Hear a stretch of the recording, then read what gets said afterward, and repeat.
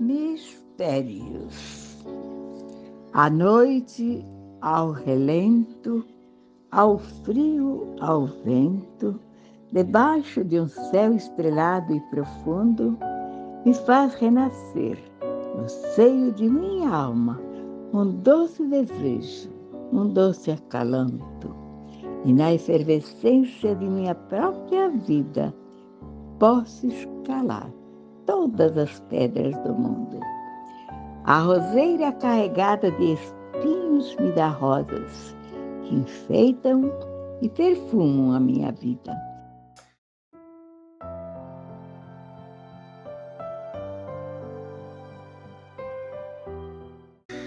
A Leozinha sempre teve uma relação com a nossa rádio, desde sempre. Desde quando nós a conhecemos que ela passou a ser uma pessoa frequentadora da rádio. E nós tínhamos muito prazer em trazê-la aqui, buscávamos para vir aqui dar entrevista. Ela tinha todas aquelas deficiências, aqueles problemas dela de saúde. Por conta disso, e claro também por causa da idade avançada, então nós buscávamos e trazíamos ela aqui na rádio para conversar, para bater papo. Era uma alegria quando a gente lia as poesias dela, quando ela gravava essas poesias e declamava aqui na rádio. O contato com a Léo aqui na rádio, ele sempre foi e ele continua sendo intenso, né? A Léo sempre encaminhou poesias para a gente ler, todos os dias mandava mensagem, me chamava carinhosamente de Pequetita, então ficou muito marcado tudo isso aqui, né? A rádio até hoje tem um dedinho aí da Léo, porque na programação a gente tem as músicas que ela gostava, as músicas italianas, entre tantas outras. Então ela continua sendo uma presença constante aqui na rádio, né? Olha, para mim ela foi tudo na minha vida. Foi minha mãe, minha irmã, minha amiga, minha conselheira. E nunca tivemos uma discussão. Foi tudo assim muito amoroso. Ela comigo e eu com ela. Para vocês terem uma ideia, a Leozinha provavelmente tenha vindo aqui para ser entrevistada aí 5, 6 vezes, pelo menos. E quando nós inauguramos a Galeria de Artes daqui da rádio, a primeira exposição foi dela. Muitas pessoas não sabem, mas ela pintava também, ela tinha aí as suas pinturas. Me lembro que uma vez eu e a Marília fomos à casa dela buscar essas obras de artes para ela participar. Gostava muito das obras dela, para participar do Salão de Artes da nossa cidade. Ela dedicava a vida dela quase só para isso. Ela escrevia, às vezes ficava a semana inteirinha escrevendo as poesias dela. Além das poesias dela, muitas poesias, eu gostava muito da Deus Está. Deus Está. É uma poesia que, inclusive, eu gravei aqui na rádio, por algumas vezes eu declamei. Mas o que nós gostávamos mesmo é de vê-la aqui, contar as histórias dela, falar a respeito da vida dela e, principalmente, declamar as poesias que ela produzia. Até que ela conseguiu o primeiro livro dela de poesia. Aí ela escreveu outro livro, foi o último que passou agora, que ela editou agora, também muito lindo, muito bonito. Nossa, um livro ótimo.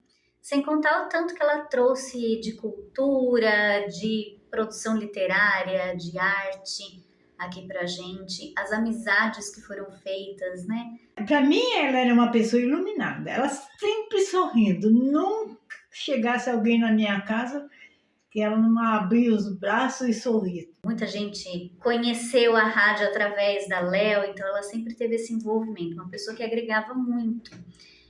Conhecer a Léo, estar juntinho dela, ter tantos momentos aqui são emocionantes. É difícil até falar no passado, porque para mim ela é uma presença ainda muito forte. Todo mundo que vinha visitar ela ou vinha aqui em casa era uma alegria só, imensa. Nossa, demais. Um astral maravilhoso. Por isso que ela viveu 102 anos. Com as suas poesias, com os 2 livros que ela produziu. Aqui na rádio a gente tinha o livro de poesias dela, que sempre a gente lia. Depois ela passou a gravar áudios para mandar aqui pra gente, para colocar no ar. Era muito gostoso esse contato. E eu acredito que continua sendo, porque o tempo todo a gente fala dela, tem as poesias dela que ainda, sempre que a gente tem oportunidade, a gente cita. Então é uma pessoa que trouxe muitas possibilidades, em especial em relação a essa experiência de chegar aos 100 anos produzindo arte e cultura, lançar os livros depois dos 90. É muita coisa interessante que ela trouxe. Iluminada, inteligente, guerreira. Ela tinha inteligente demais, demais, demais, demais. É uma pessoa que eu nunca vi inteligência tão grande quanto ela. Ela lembrava as coisas de quando ela era criança. Eu já sou mais assim, né? Mas ela, nossa, ela me contava as histórias, sempre falando, sempre me contando as histórias da época que ela era criança. Eu não tinha nem nascido, mas ela me contava as histórias, o que se passava. Mas era demais, eu nunca vi, é impressionante. E é uma pessoa que só pode estar com Deus mesmo, não pode ir, porque é uma pessoa muito, muito boa, demais, demais, demais. Um coração enorme. Olha, vou te contar, raríssimo ver, viu? Na época que nós estamos, é raríssimo. Uma referência de resiliência, de força, de amor à vida, de gratidão a Deus pela vida. Ela era muito grata, ela sempre agradecia bastante. E a Leozinha era membro da nossa Academia Itupevense de Letras. Inclusive, ela é membro fundadora da Academia Itupevense de Letras. Ela está lá na bancada, na formação da mesa para a criação da Academia Itupevense de Letras. Ela estava lá. Então, ela era uma participante assídua. Nós sempre gostávamos de estar com ela, de falar com ela, de levá-la a participar das coisas em que a gente podia. Eu me lembro que a gente ia nos aniversários dela, sempre comemorávamos, né? E aí, o último dela, 102 anos de idade. Então, a Leozinha foi uma referência para nós. 2 livros de poesia já no final, né, no final da vida, já acima dos seus 90 anos, ou seja, ela é uma vitoriosa, uma pessoa que viveu mais de 100 anos e sempre produzindo arte, sempre produzindo cultura, sempre produzindo literatura, sempre fazendo poesia. Leozinha deixa para nossa cidade de Itupeva muita, mas muita saudade.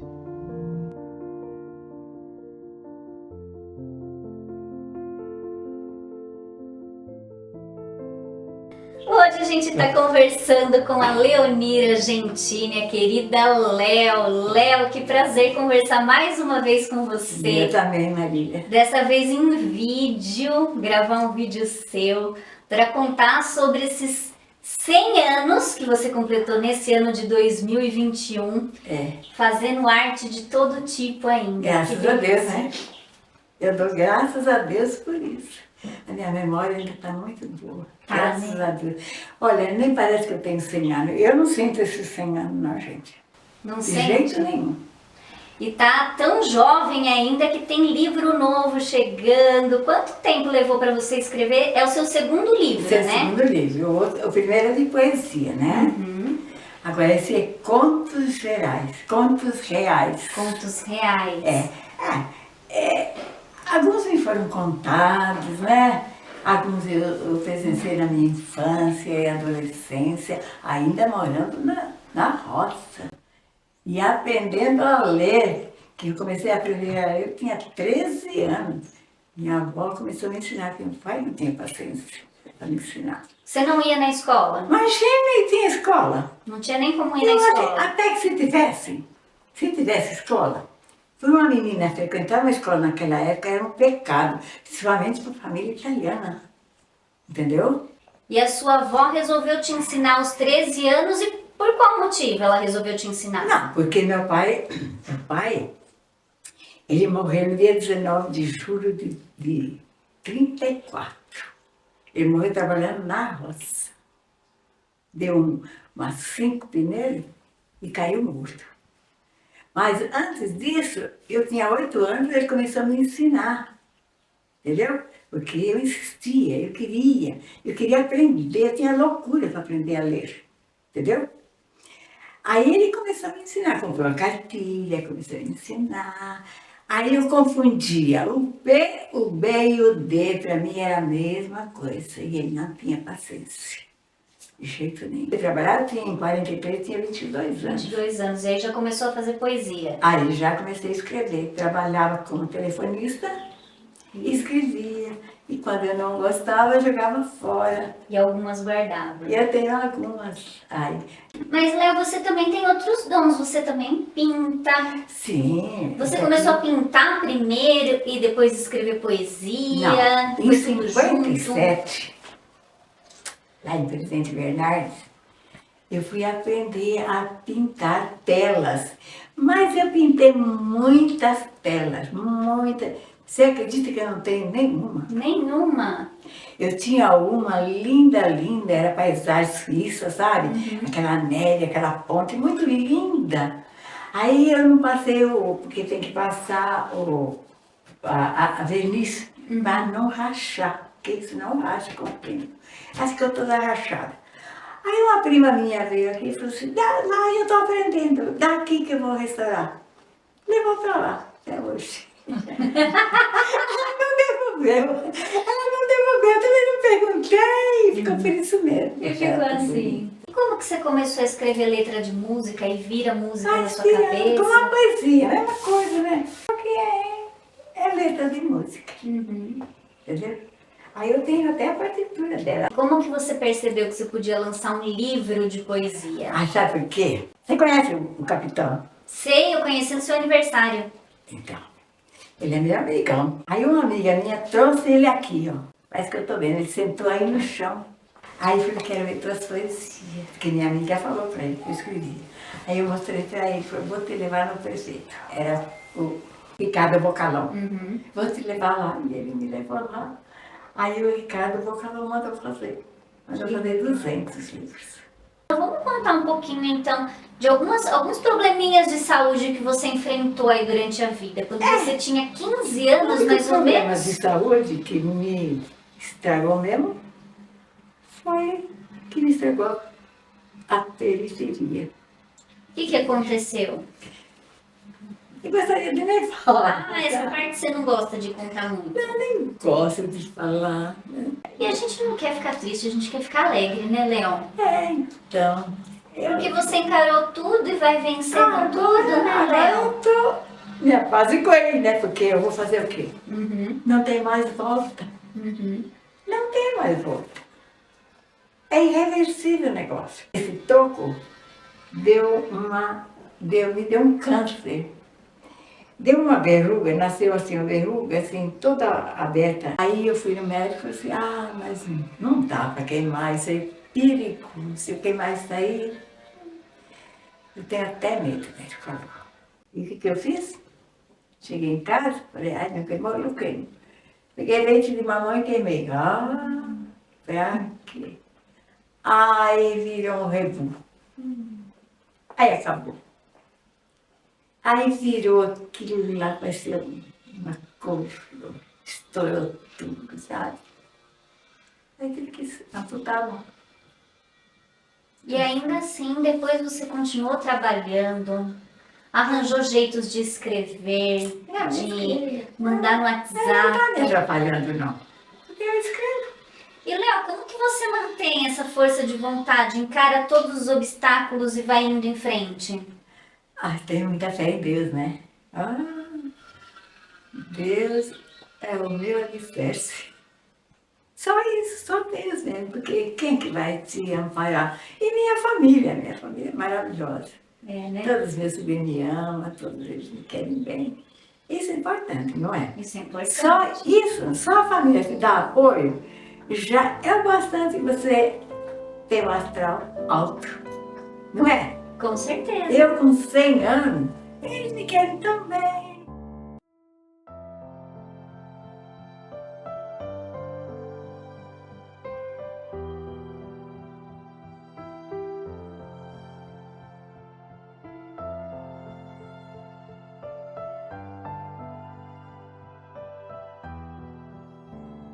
A esperança que foi derramada sobre a terra premiou-me e garantiu-me literalmente a paz do amor, do bem-querer e da fé, e deu-me sofrimentos e dores sob medida.